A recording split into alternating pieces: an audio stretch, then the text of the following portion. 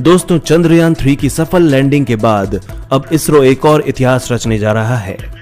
वो सूर्य के लिए अपना पहला मिशन लॉन्च कर चुका है, जिसका नाम है आदित्य L1। आदित्य L1 को 2 सितंबर 2023 को सुबह 11:50 पर श्रीहरिकोटा से सफलतापूर्वक लॉन्च कर दिया गया। आदित्य L1 सूर्य पे भेजा गया भारत का पहला अंतरिक्ष मिशन होगा। इस अंतरिक्ष यान को सूर्य पृथ्वी प्रणाली के लैग्रेंज पॉइंट 1 यानी कि L1 के चारों ओर एक प्रभामंडल कक्षा में भेजा जाएगा, जो पृथ्वी से लगभग 15 लाख किलोमीटर दूर है।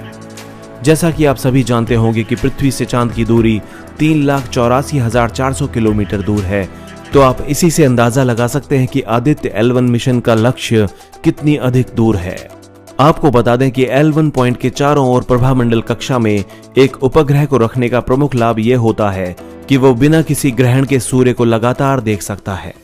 इससे वास्तविक समय में सौर गतिविधियों और अंतरिक्ष मौसम पर इसके प्रभाव को देखने का अधिक लाभ मिलेगा। आदित्य L1 अंतरिक्ष यान 7 पेलोड्स लेकर जाएगा, जो फोटोस्फेयर, क्रोमोस्फेयर और सूर्य की सबसे बाहरी परत का अध्ययन करेगा। आदित्य L1 के लॉन्च के साथ ही सूर्य के अध्ययन के लिए उपग्रह भेजने वाला भारत दुनिया का चौथा देश बन गया है। इससे पहले अमेरिका, रूस और यूरोपीय स्पेस एजेंसी इस तरह का शोध कर चुके हैं। सूर्य पर रिसर्च क्यों? हमारा ब्रह्मांड असंख्य तारों से बना है। वैज्ञानिक ब्रह्मांड का भविष्य जानने में जुटे हैं। इसी क्रम में जिस सौर मंडल में हम रहते हैं, उसे समझने के लिए सूर्य को जानना बेहद जरूरी है। सूर्य से जितनी मात्रा में ऊर्जा और तापमान निकलता है, उसका अध्ययन धरती पर नहीं किया जा सकता। लिहाजा दुनिया भर की अंतरिक्ष एजेंसियां जितना संभव है उतना सूर्य के पास जाकर अध्ययन करना चाहती हैं। नासा और यूरोपीय अंतरिक्ष एजेंसी ने सूर्य का अध्ययन करने के लिए कई शोध किए हैं। इसरो भी आदित्य L1 के जरिए सूर्य का विस्तृत अध्ययन करना चाहता है। आदित्य L1 को पृथ्वी से सूर्य की ओर करीब 15 लाख किलोमीटर पर स्थित लैग्रेंज पॉइंट 1 तक पहुंचना है। यह वहां कक्षा में स्थापित हो जाएगा और वहीं से सूर्य पर नजर बनाते हुए उसका चक्कर लगाएगा। क्या होता है लैग्रेंज पॉइंट? धरती और सूर्य के बीच कुल 5 लैग्रेंज पॉइंट्स होते हैं और यहां पर गुरुत्वाकर्षण सेंट्रीपेटल फोर्स के बराबर हो जाता है। इसलिए कोई भी अंतरिक्ष यान इस पॉइंट पर कम ईंधन के साथ रुककर अध्ययन कर सकता है। सूर्य को साफ साफ एक खास बिंदु से देखा जा सकता है और लैग्रेंज पॉइंट 1 से यह बिना किसी अवरोध के देखा जा सकता है। पृथ्वी और सूर्य के बीच कुल 5 लैग्रेंज पॉइंट्स हैं। धरती से लैग्रेंज 1 पॉइंट की दूरी करीब 15 लाख किलोमीटर है। हालांकि आदित्य L1 मिशन को सभी 5 लैग्रेंज पॉइंट्स को ध्यान में रखते हुए तैयार किया गया है। L1 पॉइंट इसलिए भी खास है क्योंकि सूर्य से निकलने वाले कोरोनल मास इजेक्शन और सोलर तूफान इसी रास्ते से होकर धरती की ओर जाते हैं। दरअसल लैग्रेंज पॉइंट 1 एक वैज्ञानिक के नाम पर रखा गया है, जिनका नाम था जोसेफ लुई लैग्रेंज। क्या है आदित्य L1 का लक्ष्य? वैज्ञानिकों का कहना है कि लैग्रेंज पॉइंट 1 पर पृथ्वी और सूर्य दोनों के गुरुत्वाकर्षण का न्यूनतम प्रभाव होता है और यहां किसी उपग्रह का ऑर्बिट करना आसान हो जाता है। इसके अलावा ऊर्जा की खपत भी बहुत कम होती है। आदित्य L1 सूर्य के फोटोस्फेयर, बाहरी वायुमंडल, क्रोमोस्फेयर और कोरोना, जो कि सूर्य से कुछ हजार किलोमीटर ऊपर की बाहरी परत है, इसके चुंबकीय क्षेत्र यानी मैग्नेटिक फील्ड, टोपोलॉजी और सौर वायु का अध्ययन करेगा। इसरो के मुताबिक इस मिशन का लक्ष्य क्रोमोस्फेयर और कोरोना की गतिशीलता, सूर्य के तापमान, कोरोना के तापमान, कोरोनल मास इजेक्शन, सूरज से निकलने वाली आग या गर्मी के निकलने के पहले और बाद की गतिविधियों, अंतरिक्ष मौसम समेत कई अन्य वैज्ञानिक पहलुओं का अध्ययन करना है। आदित्य L1 पर 7 पेलोड्स होंगे। इनमें से 4 पेलोड्स लगातार सूर्य पर नजर बनाए रखेंगे और अन्य 3 पेलोड्स लैग्रेंज 1 पर कणों और अन्य क्षेत्रों पर भी शोध करेंगे। वैज्ञानिकों का कहना है कि सूर्य की मैग्नेटिक फील्ड मुड़ती या बदलती रहती है। इस वजह से भारी मात्रा में चुंबकीय ऊर्जा रिलीज होती है। इसमें पार्टिकल्स होते हैं और इससे रोशनी निकलती है। इसे सोलर फ्लेयर्स भी कहा जाता है। सूर्य प्लाज्मा का एक बॉल है।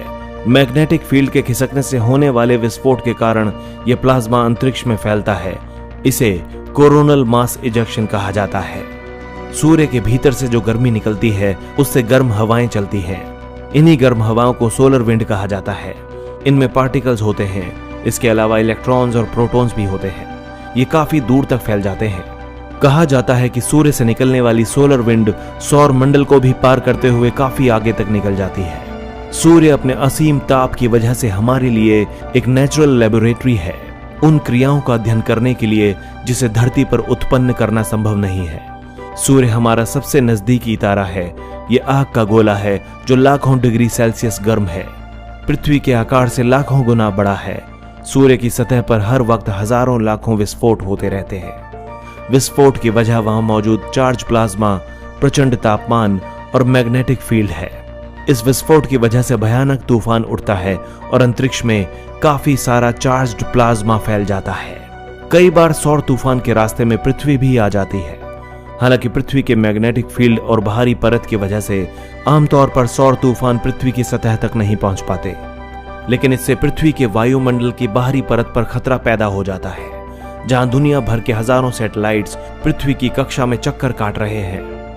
दोस्तों, आपको बता दें कि सूर्य के अध्ययन के लिए अब तक केवल नासा, यूरोपीय स्पेस एजेंसी और जर्मन एरोस्पेस सेंटर ने अंतरिक्ष अभियान भेजे हैं।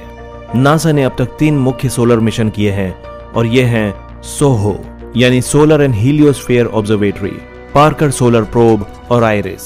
सोहो मिशन को नासा और यूरोपीय स्पेस एजेंसी ने मिलकर लॉन्च किया था। यह सबसे लंबे समय तक चलने वाला उपग्रह है। वहीं पार्कर सोलर प्रोब 4 साल से सूर्य की सतह से सबसे करीब उड़ान भर रहा है। ये सोलर प्रोब कोरोना के भीतर भी जा चुका है। इसके अलावा आइरिस सूर्य की सतह की बेहतरीन तस्वीरें हाई रेजोल्यूशन में ले रहा है।